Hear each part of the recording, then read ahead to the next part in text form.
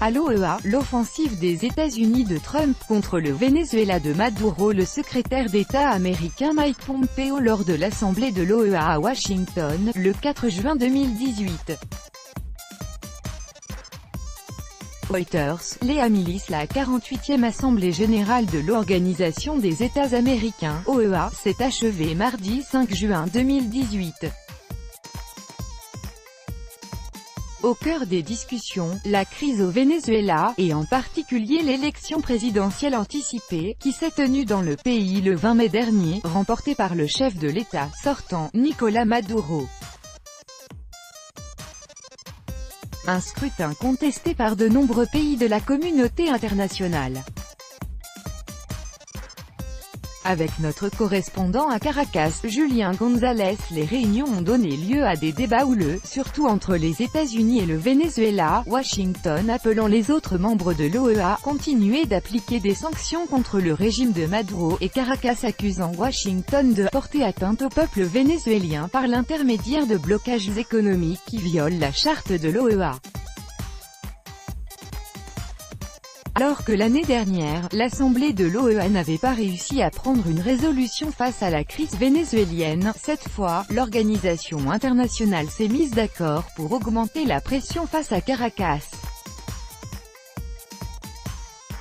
Mardi soir, elle a approuvé une résolution, impulsée par les États-Unis, qui ne reconnaît pas le dernier scrutin présidentiel et appelle à mettre en œuvre les mécanismes pour la sauvegarde et la défense de la démocratie.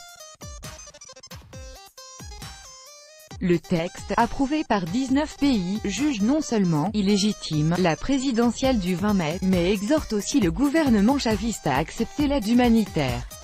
Les États-Unis y voient un premier pas vers une suspension de Caracas. En attendant, la résolution prévoit d'abord que toutes les mesures et les démarches diplomatiques seront mises en œuvre pour faciliter la restauration des institutions démocratiques. Le ministre vénézuélien des Affaires étrangères Jorge Arreaza, le 4 juin lors de l'Assemblée de l'OEA. Reuters, l'EA Milice. Le Venezuela avait déjà demandé son retrait si l'expulsion d'un État de l'OEA passe par une assemblée extraordinaire et nécessite l'approbation de 2/3 des pays membres. La coalition d'opposition vénézuélienne, la Table de l'Unité démocratique, MEUT, n'a pas tardé à remercier les 19 nations ayant approuvé le texte. En revanche, le ministre des Affaires étrangères, présent lors de la réunion, a dénoncé une organisation qui génère les conditions de l'ingérence. Bien que Caracas ait d'ores et déjà assuré que toute demande de suspension du Venezuela est désespérée et ridicule, le pays a déjà demandé son retrait de l'organisation depuis avril 2017. Ce retrait sera effectif l'année prochaine.